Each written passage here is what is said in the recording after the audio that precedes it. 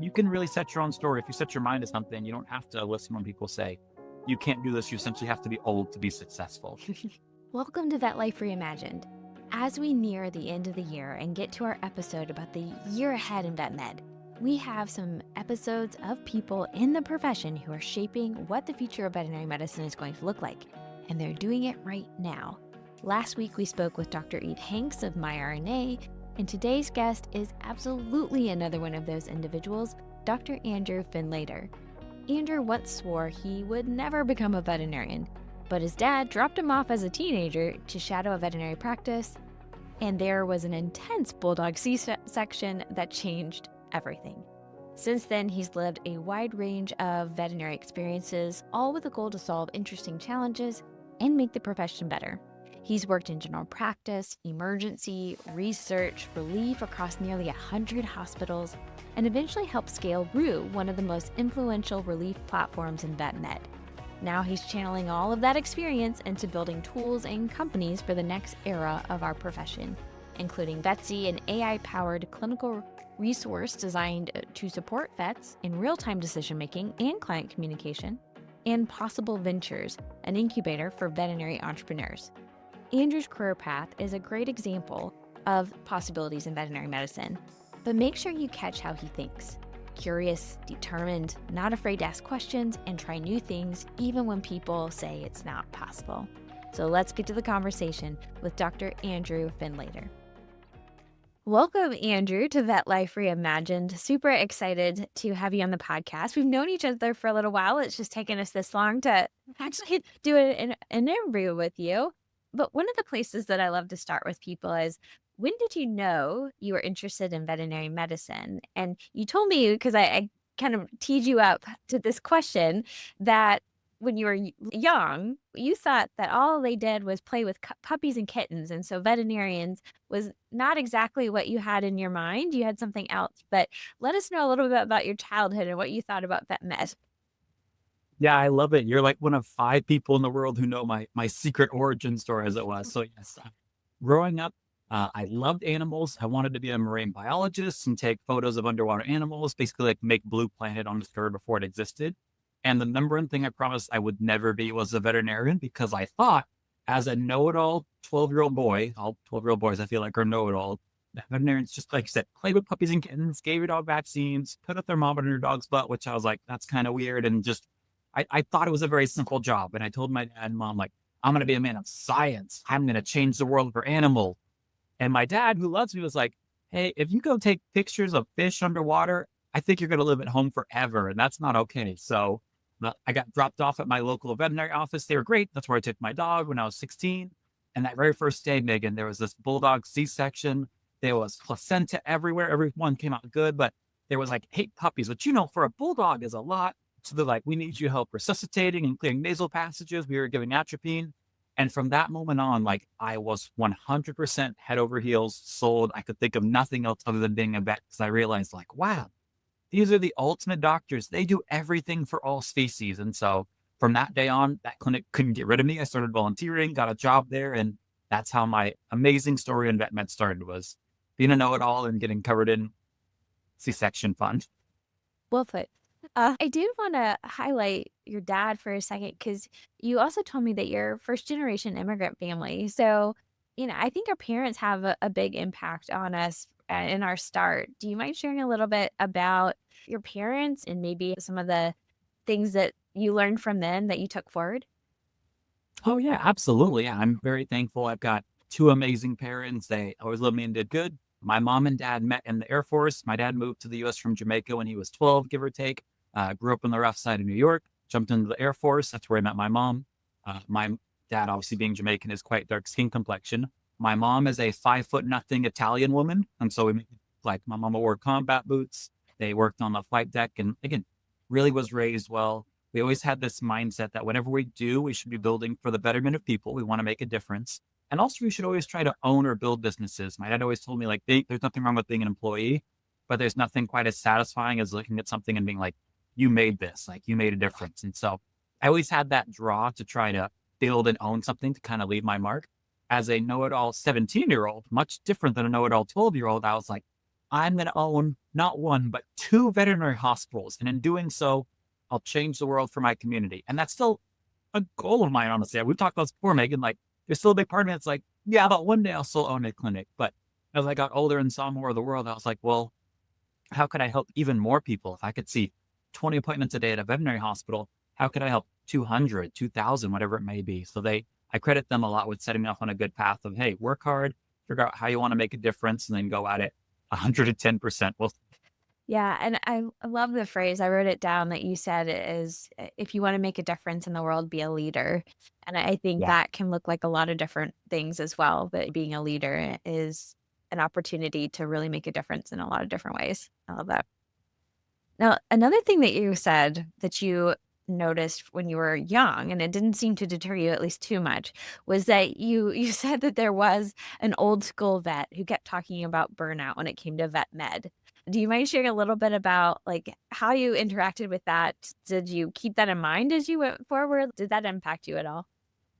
Yeah, I actually just got to talk about this at the lecture I was just giving too a little bit, but from a different angle. So again, that veterinarian that I had the C-section expedition with, we'll say, I kept going there. It was two old school veterinarians, really great guys. Again, I credit them so much with setting me on the right medical path. They gave me a lot of great hands-on training, a lot of advice. When I told them I wanted to go to vet school, they kind of cautioned me. They're like, Andrew, a lot of vets are kind of burnt out. We have terrible work-life balance, terrible hours. Like it's a lot of work. There's easier paths in life. And although I appreciated their warning, and I know their warning was well intended, but they could clearly see how much I love vet med. And to be clear, they both still to this day love vet med. They retired like 10 years ago, and I still see them posting on Facebook, check out this thing I just did. So, like, they very much love the profession. But it kind of made me scratch my head and get excited and be like, well, everywhere I look, all the vets and techs and everyone in this field that I know is really smart, hardworking, and passionate. Surely, if there's problems that are causing this burnout, we can fix them. Again, we can do it. I have that can do attitude. So yeah, that's what really sparked my interest of being like, well, there's a lot of ways we can help pets. I wonder how we could help the profession, how we could help vets and techs and pets all together. So that was again could have been a speed bump in my life, but really turned into a motivator for every project that I jumped on from there out. Well, I'm glad you took that perspective. And maybe it opened it up to, not only can we do really cool things with the animals, but there's like that people component that it seemed to plant maybe a little bit too, as there's an opportunity to do a lot of good in the world for people and pets maybe, or animals in general. It's true. And again, I give them credit to other things too. There's just something to be said for kind of cranky old guys. Like, yeah, they can sometimes be hard to work with, but man, they drop these nuggets of truth sometimes. I was just lecturing earlier today about AI. And again, the doctor, I won't say his name to like version guy, but the doctor used to never let me use a calculator. He'd be like, Andrew, we're giving Clavamox to this dog. The dose is 13.75 mgs per kg, and it's an 8 kilogram dog. What's the dosage? And he always made us do it in our head. And finally asked him, like, okay, are you trying to make me feel dumb? Like, why are you doing this? And he was like, well, you need to understand what the answer should be, because the calculator is going to tell you exactly what you put into it. So if I'm doing 13.7 times 8, but I accidentally pushed like times 2 or whatever, the calculator is going to tell me a number. If I don't know any better, I'm not going to catch that. So again, little nuggets of truth that he gave me, which is like, be comfortable understanding the logic of what you're trying to do, and then use technology to make it faster. After I proved I could do it, then I could use a calculator, but it made it a lot easier to be like, oh, I caught a sig fig error. I added one too many decimals, because mentally I was trying to think about where I'm going and then double check. Yeah. Thank you. So you did. You went to UC Davis, and as I say, a little bit of a lifer. You did undergrad and then stuck around for vet school afterwards. Yep. And one thing that I noticed just like looking at your LinkedIn is you did a lot of different research. Like you are a research assistant. You did several different internships around research. I know you also said you in your head you had practice ownership in mind, but was this also an intriguing area of vet med that you were exploring, or what intrigued you? Yeah. For a little while, I was almost, we'll say, all in on research. And again, it's that core thing of solving problems and building new paths forward, being a leader in the industry, as it were. So in the beginning, I didn't know too much about research, but then as I started to work around Davis, there's plenty of opportunities to jump into research. I picked it up even in undergrad as a summer job. And then I started to learn like, wow, we're pushing the forefront of known science of medicine. Like, that's so exciting. We're working on chronologically categorizing every single gene a mouse has to know, like, hey, these genes are related to Alzheimer and these genes are related to Cushing's. And how could that apply to people? Then we started working on goats, and it's like we're working on regrowing hyaline articular cartilage in goats, which, I mean, Megan, like, that's the cartilage you can't grow back. If we could do that, we could defeat arthritis forever for people, for animals. So that, and I get excited talking about it now. That kind of stuff that gets me so excited. I'm like, what if we, or how might we, like, change the world by fixing this disease? So that's what really led me to research. I went so far that I actually got selected for a lab animal residency. Like, I was going to go that route. But, and this is what I encourage new grads with, it's important to try things. It's important to find out what you can do, not just what you like. As much as I love the cool research, I lived in a basement for like years at a time with no windows, very few people. All the people who I worked with were very nice, but like the deepest of introverts. And so after a while, I was like, I remember because I was working at MIT, I went an entire month, Megan, without seeing the sun. Because I went to work before the sun came up. I was 4 stories underground. I came home after the sun went down, and I was just like, I can't do it. I love it. This is cool. I can't be a researcher. I need people. I need sunlight. I need the ability to be bubbly in myself. And the lab mice just don't appreciate the bubbly personality as much as some vets and techs do. So I still think research is cool. And anytime I get to work or collaborate on a project that has a research wing, I get giddy. But yes, that's what brought me back up to the surface, we'll say. Oh, but I guess does that also, well, no, let me back up because you're going through vet school, and because I like this about you is when you're not afraid to try things, but you also do a little bit of like calculated research too, like before you just like jump into something. And you're really good at asking questions and like being observant and looking at other people in these situations. And I kind of caught that as you were about to graduate. You said a lot of people said, well, if you're going to be your best self or your best vet, you have to do an internship. And so you said you were kind of watching the class ahead of you as they were going out into the world and then asking them after internships, and didn't quite like that picture. So what was your perspective of thinking about an internship and maybe your next step? Yeah. So for better or worse, my parents will tell you it was hard to parent. As a leader, it's my job to try to think outside the box and not assume just because everyone took this path that it really is the best path. And so again, getting towards graduation, I had research, I had general practice, I had ER, I had just all these exciting things. And so I don't mind being honest and saying, I want to be happy in life. Happy can take a lot of different forms, but if someone's really happy, I'm usually like, well, what are you doing? What's got you so chipper? So I continued to network and talk to, even when I was like second year, people who are graduating, doing internships. And as much as I love and am proud of Davis, they're a very internship focused school. They're very much like the best thing you could ever do with your life is do an internship and then a residency, maybe 2 or 3 residencies. And there's a lot of triple boarded people cruising around there. But as I continued to talk to people who did internships, I noticed a concerning pattern, Megan. A lot of them were burnt out, miserable. Some would try to put on a brave face and be like, hey, I'm exhausted. I've been working 6 or 7 days a week and my life sucks. But I'm sure I'm learning things. And that always caught my eye too. It wasn't, yes, I'm learning a lot of things. It was, but I'm sure I'm right. Like they told me I'm learning a lot of things. I'm sure this will pay off. And that was enough to make it be like, I don't actually know that I need to do an internship. If I don't want to do a residency, which at that point I was leaning towards no, the most important thing is for me to have good clinical skills, good communication skills. But I bet, and that was the risk I was willing to take, that I can get that a lot of different ways. And so I leaned towards an internship or not doing an internship. I didn't do one. And again, I don't mind being honest. A lot of my classmates did internships, and a good chunk of them, Megan, dropped out mid-year because they were like, this sucks. This is miserable. I feel like I'm just working and not gaining the skill sets I wanted. And I was able to text them and be like, it's not bad out here. Like you can get mentors. You don't have to do a formal internship for 30 grand a year all the time. So And it does sound like you kind of took that approach as like, I can kind of make this. So you started in a general practice, yep. and you mentioned they also had a good dental practice with it too. But then also, because you're a little bit of an overachiever, I think you were working 4 days a week and you're like, is there something else? So what was your thought process there?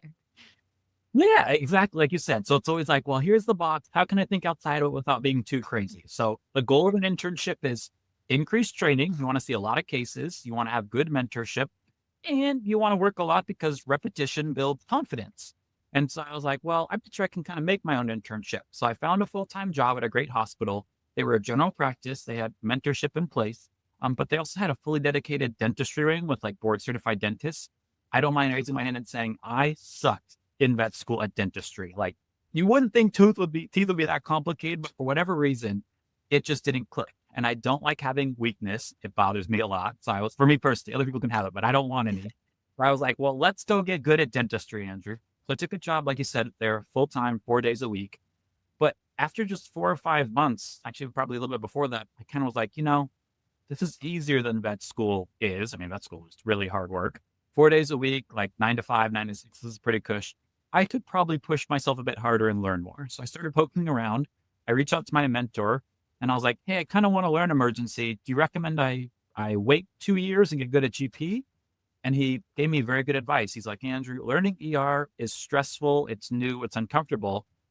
You're already stressed out and uncomfortable as a new grad. You may as well just embrace it all and do it all at once. I see a lot of people who say they're going to learn ER 2 or 3 years later. They get comfortable and then they never do. And I was like, you're right. That makes a lot of sense. So I reached out to my local ER, told them about my experience. I was a tech for 6 years already. I want to learn.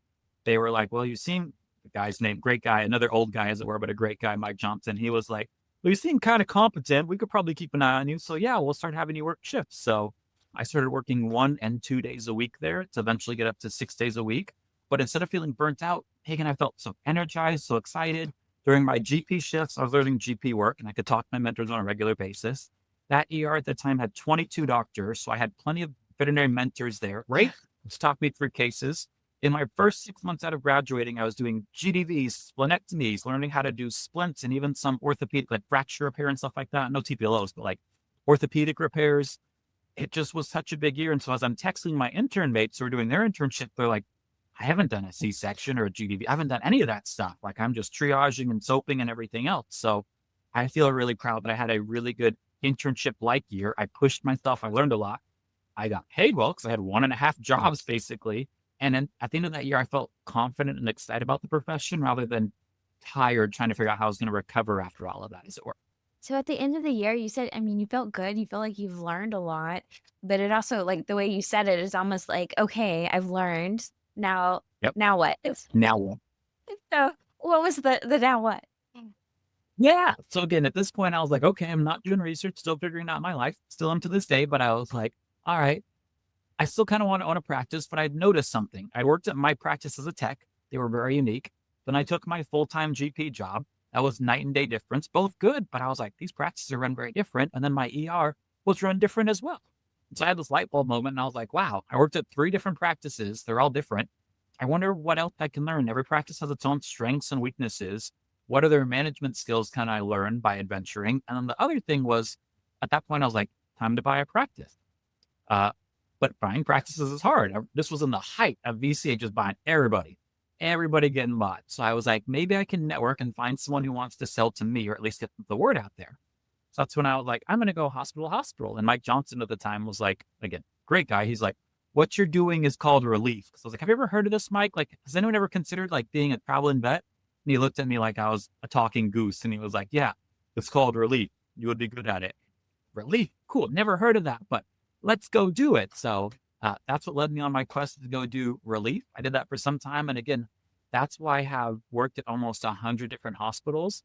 It wasn't just, I want to be random. It's how many different hospital types can I see? How many different kinds of leaders and teams and structures can I get under my belt so that I can really be this guy who can solve problems at VetMed by seeing all the problems I can? So that's what led me to the world of relief. And I have plenty of adventure stories I can tell you. Yeah. Well, and I think you started around 2016 and it Correct. remind me, I mean, you hadn't heard of relief, Mike did, but was this like really common in 2016? Because I want to say it didn't really get super common until maybe a little bit later. Were you kind of early to it? Yeah, I was definitely early to it. It didn't get popular until like 2019, we'll say, give or take. I don't know why. And there's also a story of encouragement too. I really like, again, for better or worse, I really like proving naysayers wrong, respectfully, nicely, but wrong. And there are people who told me, if you don't do an internship, Andrew, you'll never be not even a competent doctor, like a confident doctor. You'll always be kind of shaky and unconfident. And I proved I could do it without it. Then I had some people, well-intended, tell me, before you do relief, Andrew, because you won't have a support structure, you'll need to have 5 or 7 years experience. Like you can't do relief with 1 year of experience. And I was like, I'm pretty sure I can. So I built a WhatsApp group, and I met you not too long after with like our little business club. I basically built support communities to be like, hey, we're all new grads or new graduates. Like, let's have an area where we can talk to each other and answer questions. I jumped on Vin, but that was another fun thing for relief, is proving like you can really set your own story. If you set your mind to something, you don't have to listen when people say you can't do this. You essentially have to be old to be successful. And you said you had a lot of stories you could probably pull from this time, and hopefully we can pull one.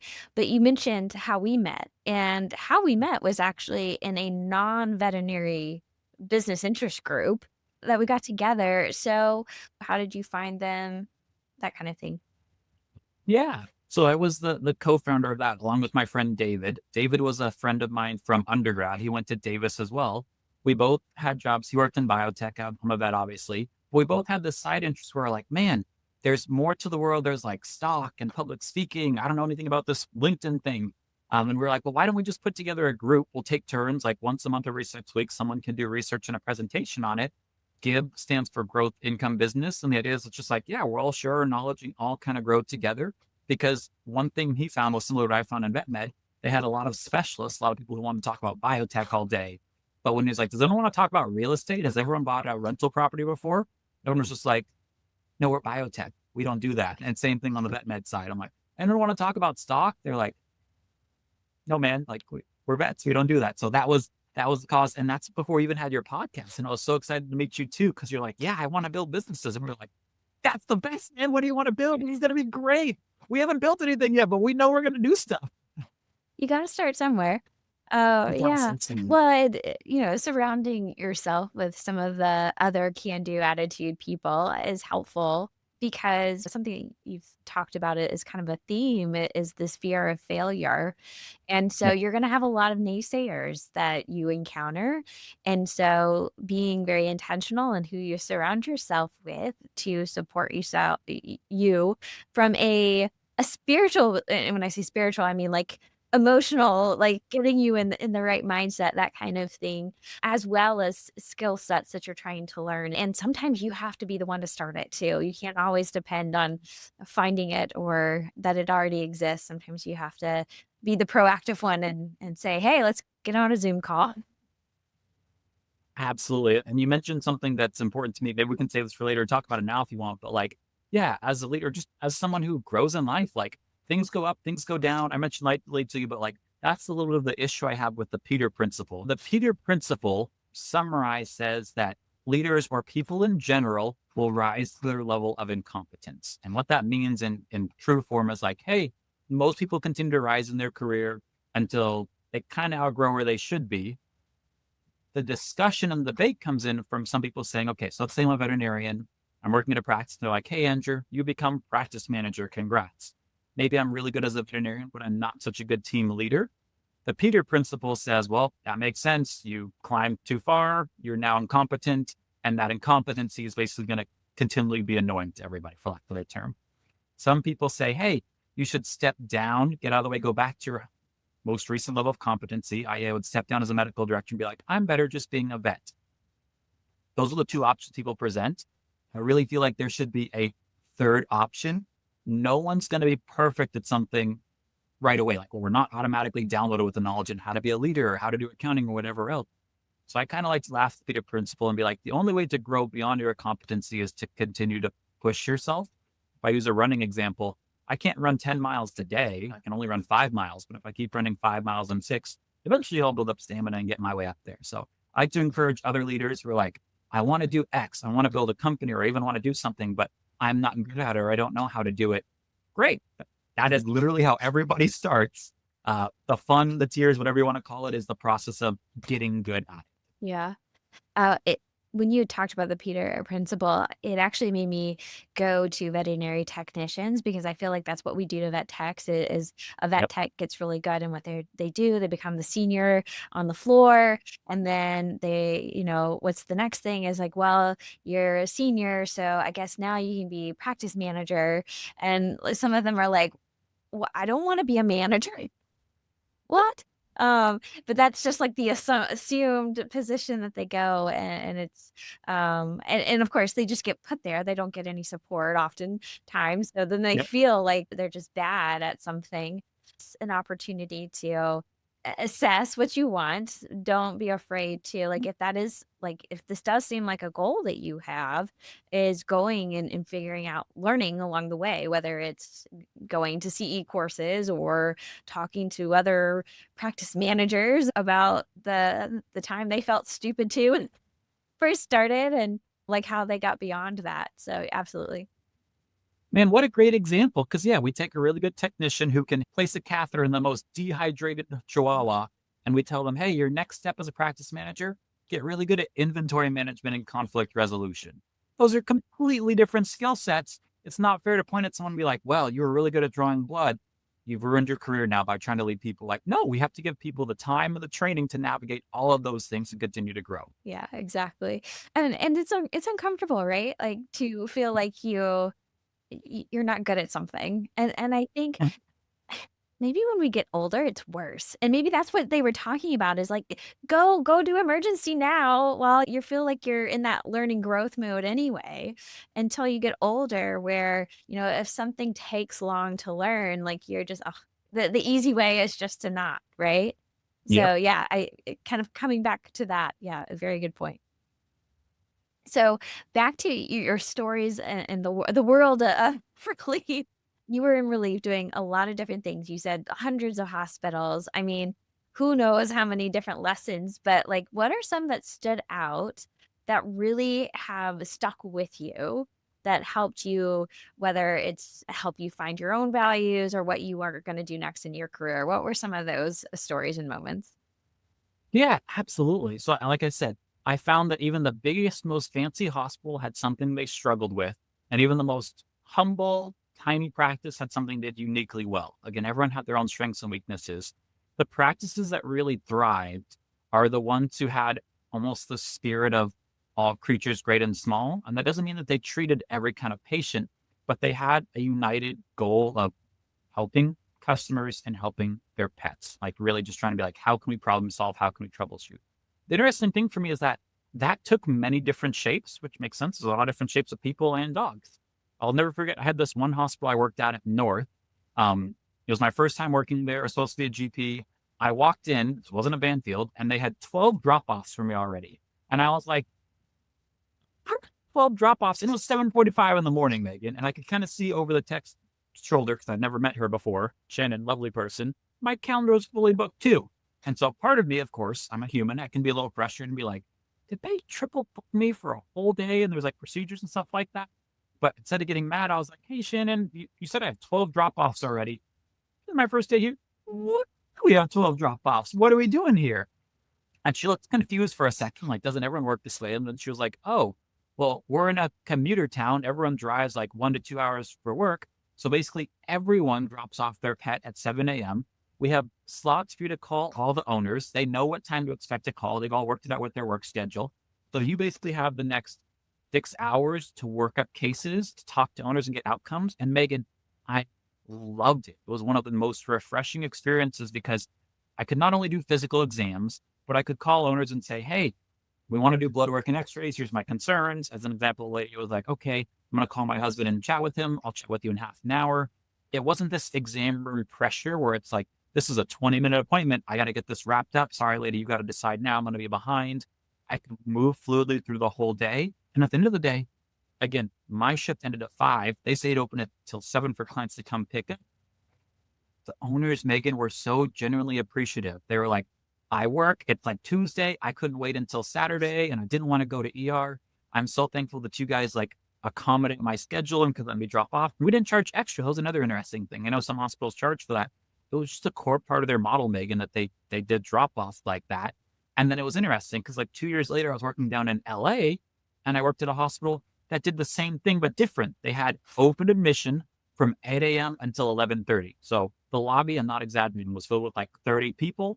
Everyone got loaded up. I was still taking histories with that one, but then everyone left their pets. They're like, discharges at 6, regardless if your dog's just getting sub-Q fluids or a full work, whatever else.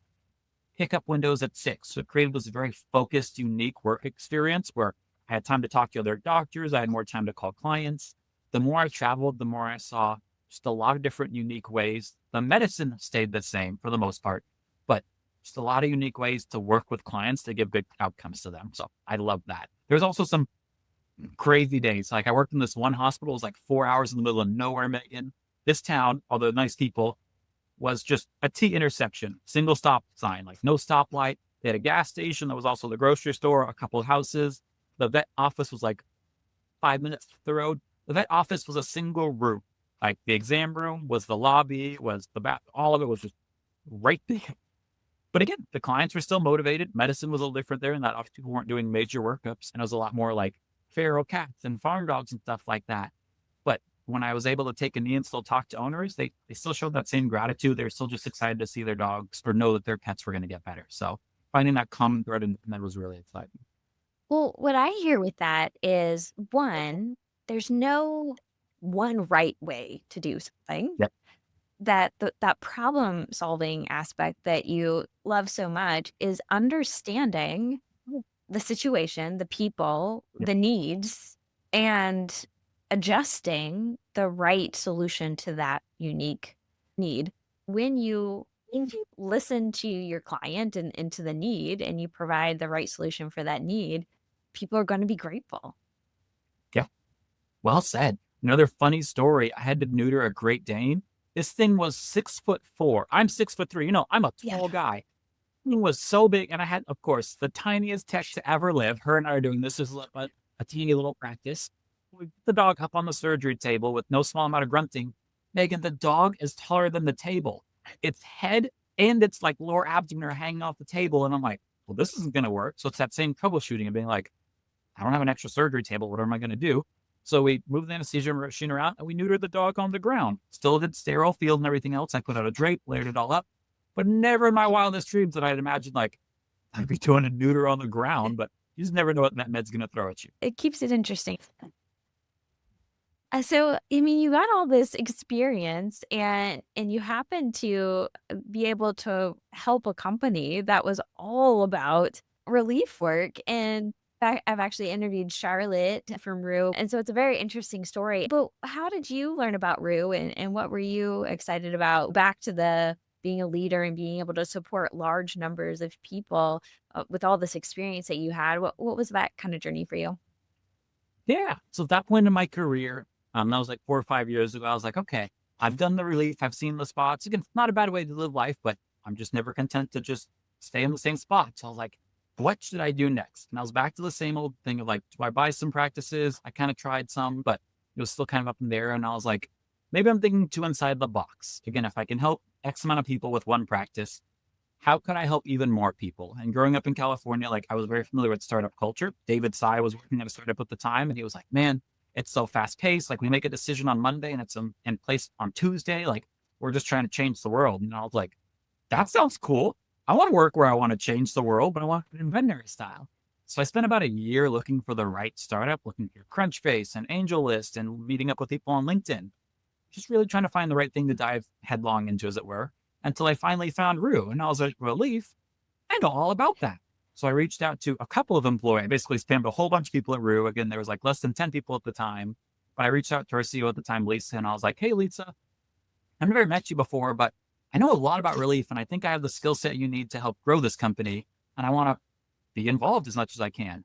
And Lisa was like, you're kind of forward and a little quirky, but I think you're right. So I went through some interviews, met Charlotte. She was like the second person I talked to. Right off the bat, I was like, Char is amazing, so knowledgeable, so passionate.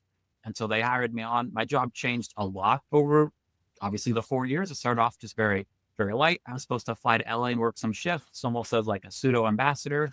But over 4 years, I eventually probably worked my way up to chief vet, again, bringing relief from kind of, I'll make the joke that like relief used to be two kinds of people who wanted to do it for work-life balance or money or whatever else, and people who did relief because no one wanted to work with them very much. And so we were able with Rue to grow that first number a lot and be like, look, relief is great pay, work-life balance, and less so where it's like people do relief because they're kind of different. Yeah. So it was a great time. Well, good. Yeah. When we talked to Charlotte, she kind of was in the mindset of being able to help clinics welcome the relief. So kind of like the other way around, which was interesting too, to know how to make the relief vet happy and feel like they want to come back. But then also you have this entrepreneur spirit again, when we were talking about the business club and things like that. Did this also allow you to flex some entrepreneurial muscles or be able to dive in more into understanding how startups work and things like that at all? Very much so. Again, before Rue, I knew of like the idea of boards. I knew about the idea of like venture capital, VC versus private equity, and like how to do just all that kind of stuff very lightly. But living through it is a great way to teach you, like, hey, here's about safe agreements and everything else. And the more I learned about it, the more I was like, "Ah, this is really exciting. This is really great." And learn, like you said, right alongside Charlotte. She was always like one of my best friends there and an excellent partner in crime, we'll say. But yeah, it got me really excited to realize there's a lot of ways to build businesses. And even beyond that, and I say this with all the respect in the world, when they started building Rue, they didn't build it knowing this will 100% be successful. This is exactly what the world wants. No, they came in very humble and like, we think we see a problem and we're going to try to fix it. Let's just take it one step at a time. I'll forever be grateful to David Strauss and Mervyn and Char and all of them for being like, yep, the only way to really build a successful business is to take it one step at a time. So that was a huge leap for me, entrepreneur wise, to realize that. And they've been working on Rue for years before I even came in. Again, everyone wants to get to the big ending where it's like, yay, we're a big company. Let me tell you this, the beginning years are so slow and so tiny, and each little thing you do matters. So yeah, seeing all of that firsthand was great. And then as we grew, getting to network with other people and getting to go from trade show to trade show. I'll never forget like my first trade show with them. We had a little 10 by 10 booth. We had like 4 business cards. We weren't prepared. We were new. And like all of our stuff was just a mess, Megan. And so it was great. But we still made friends. We still got to talk to people about relief. We still got to share that message, as it were. And each year as we got a little bigger and a little bigger up until last year, even this year, where we have like a big booth. We got like one of the bigger ones. And having people watch us over half a decade and be like, wow, look, you guys grew a lot. It's like, we did it, team. It's not just me. Like, we all did it together. That I've never had a feeling quite like that, being so proud of everyone who's been able to help grow that, as it were. Being willing to start small and do things slowly can be hard because, again, I think there's a lot of us that, if I can't have this done by tomorrow, then that sounds like a lot of work.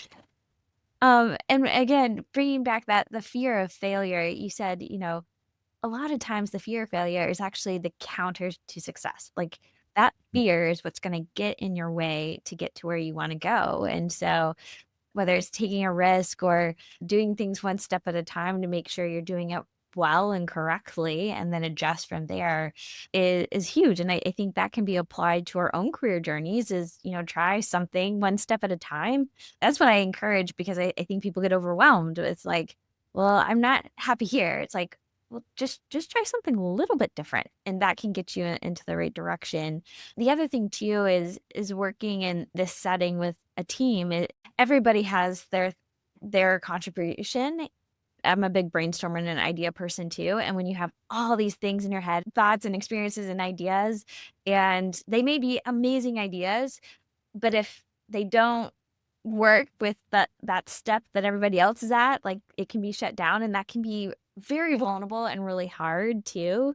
So any comment, your personal experience or any comfort to others who might be in the same Yeah, situation? absolutely. The best way to put it is your first idea, V1, is pretty much never going to work. I've done many V1s all the way through V45s, I'm sure. Failure is a feature, not a bug. If you're failing, that's normal. The exception is when things go really, really well. Don't feel bad about that. That's something to be proud about. I mean, take the Thomas Edison approach where he failed 99 times and he said, I found 99 ways to not make a light bulb. I know it sounds a little silly, borderline a meme, but like it really is encouraging. The other thing to remember is that there's everyone. That's another great thing about Rue and other companies since is I constantly talk to other founders, CEOs, big companies, small. I just talked to the CEO of a multi-billion-dollar company just the other month. And I was like, hey, you're in the chair everyone wants to be in. Like, you've made it. Like, this is big time. You're going to do an IPO and you've done it since day one. He was a founder. I was like, does it get any easier? Is it like smooth sailing at this point? And he told me without any hesitation, no, Andrew, it never gets easier. The problems change, but there's always problems or always opportunities, we'll say. I don't know. I find that encouraging. I'm pretty glass half full, but it's nice to know just because I or someone else is tiny doesn't mean we're doing something wrong. We're just taking it a step at a time. I mean, we both have kids too. My kids are older. They still trip. I still trip and fall. My wife makes so much fun of me tripping up the stairs. Doesn't mean I can't walk somewhere. It just means that's part of Yes, you just keep going. Well, now you're on to a new project. I feel like a lot of your story is, okay, what's next? And you do have a what next. Although, like what you said, this is not brand new. It's been Yep. in the works for a while. It's just, it started small and one step at a time. And I think you had a very eager person come to you with a unique background. And so tell us a little bit about Vetsie and how that got started. Yeah. So Vetsie is really exciting. I've been working with the Vetsie team for over 4 years, coming up on 5 now. Met my good friend Alex Chang there, really great guy, absolutely passionate along with his little team with like improving the lives of pets. And I was like, wow, you guys are great. Yeah, let's brainstorm ways that we can build together. And so over the 4 years, we've done telemedicine, we've done like a pet walking app. Again, with startups, guys, pivoting is normal. It's normal to be like, this is not working well. Either we need to change what we're doing or we need to change the problem we're solving. They've done a bit of both. But finally, recently, they're like, Andrew, we're excited, we're proud, but we wouldn't hate it if someone wanted to just come in and say what we should do next. And I was like, well, I know what I want to do next. I want to fix things in VetMed. I want to make the world brighter. So started building Vetsie almost from scratch. We've got a really exciting product now. We're a clinical library powered by AI. I say that because I kind of roll my eyes at, you know how it is. There's like a billion AI companies out there. We're different. Think of us as a competitor to like Vin or things like that. I love Vin. I harass Paul at Vin all the time. If I want to find exactly what a veterinarian said on Vin, after searching for 45 minutes, I'll find it. If I want what a textbook said or a peer-reviewed article or university said, that's what Vetsie's for. We'll get you any answer you need clinically in 15 seconds or less. And it's been really exciting, not only to build that from the ground up, but just to talk to other veterinarians, to get insight, to get recommendations, and really trying to find out, well, what's the hardest thing about like what we're doing in veterinary medicine? How do we talk to owners better? So yeah, it's been an absolute blast. So it even helps on that side of things on how to talk to pet owners better? Say more. Yeah, so we just kind of so I can walk in and be like, this is what I just gave a lecture on earlier. I can walk in and be like, I've got a pet with a torn ACL. I'm going a little bit against the grain. Actually, ACVIM is as well. And that gold standard has become kind of problematic. The gold standard for treatment is a TPLO. Not arguing that. But what VetMed has evolved to for some people is you can have a TPLO or you can have nothing. Just go get a TPLO. And clients need more options. I can give your whole lecture on like spectrum of care and like costs and everything else. But as a veterinarian, I don't know all the orthopedic facts in my head. So I can type it into Vetsie and be like, hey, give me the research. What does a peer-reviewed article say on orthopedic options for a torn CCL? And in doing the research, I was like, wow, TPLOs have a 90% plus success rate, but I didn't know that around 5 to 10% of them can fail. That's crazy. Extra caps, which again, people have mixed feelings on, they have an 80 to 85% success rate. And although we all know that the rope or suture will fail over time, there's studies that have come out that I haven't read because I don't have time to just read JAVMA all day, every day. It sits next to my desk. That if that suture stays intact for a year, that's actually enough time for healthy fibrosis and scar tissue to build over the joint. So if the snaps, we don't actually care anymore. But when we don't do anything, that joint has so much mobility, it never provides protective scar tissue until it turns into like a big old chunk of scar tissue. So now being able to present to owners and be like, you can have almost 100% success here. You can have 80% success here, but for half the cost, even if it's a large breed dog, you can do chronic NSAIDs. And it even told me like, hey, what's the success rate for splinting? Like, it's always cool to read about orthopedic splints. I've had clients ask me about that. Before I would have to be honest and be like, I don't know. I haven't read the papers on it. That thing pulled up the papers in just a second and said, hey, although it's somewhat decent, 45 to 48% of pets have skin lesions, essentially skin sores that form from it. 11% of pets won't tolerate it at all. Now I can offer my clients 4 options out all at once instead of just saying TPLO or bust. I can help them discuss the pros and the cons and figure out what's going to work for them and their dog and feel like I'm doing more options for this dog rather than just telling it, here's your arthritis, have fun. And then once it does all of that, I can tell Vetsie, now turn all this into an 8th grade reading level and make it a client-friendly discharge instruction or a client-friendly handout. It will do all of that. I can tell it condense it down to 1 page. It really has been a game changer for just enhancing my communication while also saving me time. It's been really fun. That's really cool. So, I mean, on this journey, AI feels like a buzzword right now. And that's why you even said you want to roll your eyes when you hear about, oh, another AI company. What have you learned about AI on this journey so far? I'm sure tons, like that's such a open-ended question, but pertaining to you getting more comfortable with it, understanding where we are in veterinary medicine with it, where's it going to go? Like, what have you been learning? So I described AI similar to a calculator. It can make things easier and faster, but all it's going to do is enhance the things that we're already doing. AI is never going to replace veterinarians. I've had a lot of scared veterinarians come up and tell me, "Oh, it's just a matter of time until this thing becomes a vet and we don't have jobs anymore." I can tell you 100% that's not the case. AI isn't even the I part. It's not intelligent. It doesn't actually think. It just looks for patterns and recognition, and that's why I tell people again, like I really wanted to build an all-encompassing library instead of me having to pull Fossum's book off the shelf and turn to page 1298 for how to do a gastropexy. Just having it sourced easier and consolidated. That's the way AI is going to work. So again, AI is definitely here to stay. The AVMA did a study that said, I want to say 79% of all veterinary professionals are using AI to some extent already. So everyone's adopted it fairly well. I look outside the window, Megan, I don't see flying cars or anything like that. Like it's one of those, the future's coming. Well, the future's here. It's just a small tool in my toolbox, the same way a computer is, the same way everything else is, but it's never going to totally turn the world upside down in my mind. What are your thoughts on it, though? I'd love to hear. Oh, what? I'm very optimistic. I'm very intrigued. I love to learn about it. I think a lot of it too is one of the benefits of Vetsie is that a lot of AI is as good as the information that's put into it. So, Yeah. I mean, what you're doing is okay, this is not ChatGPT. It's not like skimming Billy Bob Joe's blog. It's very intentionally fed what we would normally go and try ideally look for to get this information. But ultimately, like you said, it's not going to remove the clinician because going back to access to care or the kind of an adjacent is contextualized care. Ultimately, we have a single animal in front of us, because I think this can Yep. extend beyond cats and dogs, right? We have an animal in front of us and a human attached. And you have to find what is right in that context. And some of that is it should make our job really fun. It goes back to that problem solving, right? Like it's Yeah. it's there's not like a textbook answer, right? It's we can get information, so we have all these options, but now we can sit down together and say, what makes sense for this patient, for this family? And so you have to have a human being who can put all that into context.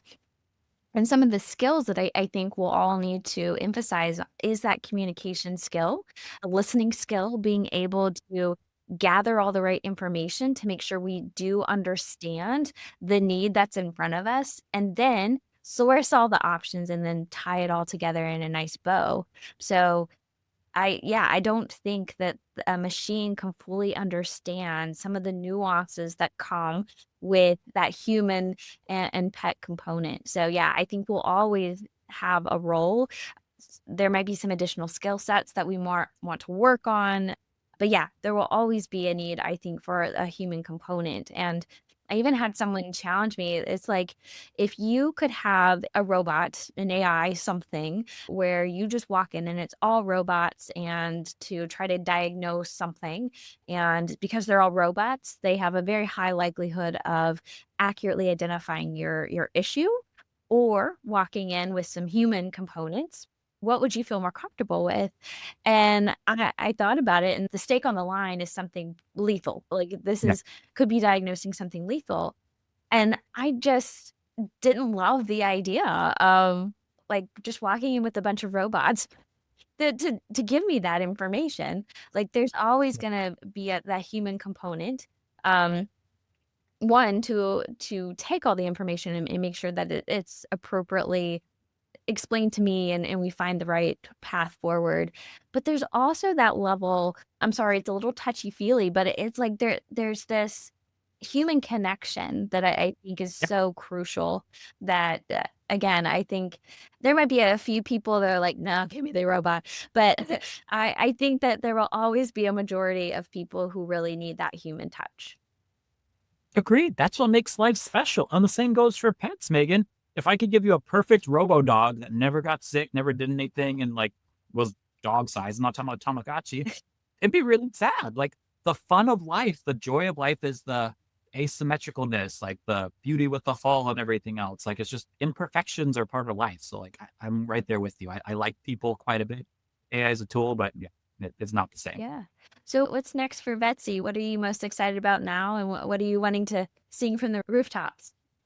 Super excited for Vetsie. We're just continuing to grow. We're speaking at conferences, we're doing webinars, we're working on studies, working with universities. I'm thankful and grateful to say like the profession so far has had a really positive response with it. So we're going to be doing a big events at BMX, WVC, and so on from there. So we're really excited about that.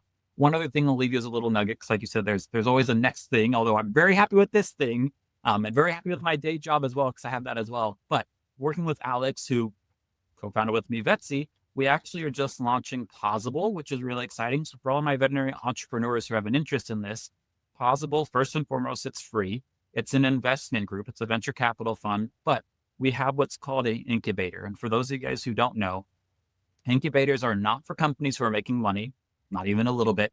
This is for everyone free who's like, hey, I've always dreamed of building an app for a company or whatever else. And I just wish I could talk to someone about it. I wish I could bounce ideas off of someone about it.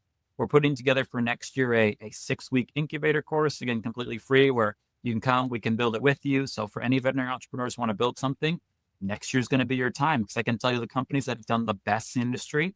I'm talking Plums, I'm talking Shepherd, I'm talking Avamark. Those things were all founded and built by veterinarians. No one builds it like vets do. It's easy for people to come in and copy, but no one knows their profession better than us. So anyone who has that dream, I'm excited to talk with you about that too. You're looking specifically for veterinary professionals. Okay. Correct. Awesome. Wicked. Yes, or Yeah. text, but yes, anyone who wants to build a business and wants to have a helping hand or advice or anything like that, yes, send them over my way. We're excited to make I recommendations. love that. Well, I always like to end on this one question. What is something that you personally are very, very grateful for right now? Just whatever first comes to your mind. I'm very grateful for people in my life telling me I can do it. That's all the veterinary mentors I had. That's my parents and everything else. And I'm equally as grateful for the people who told me I couldn't do it, because that kind of motivation goes a long way too. Yeah. You just have to have a balance of both. Well said. Yes, you shouldn't have too much of one or the other. A good balance of both, man, that gets me motivated.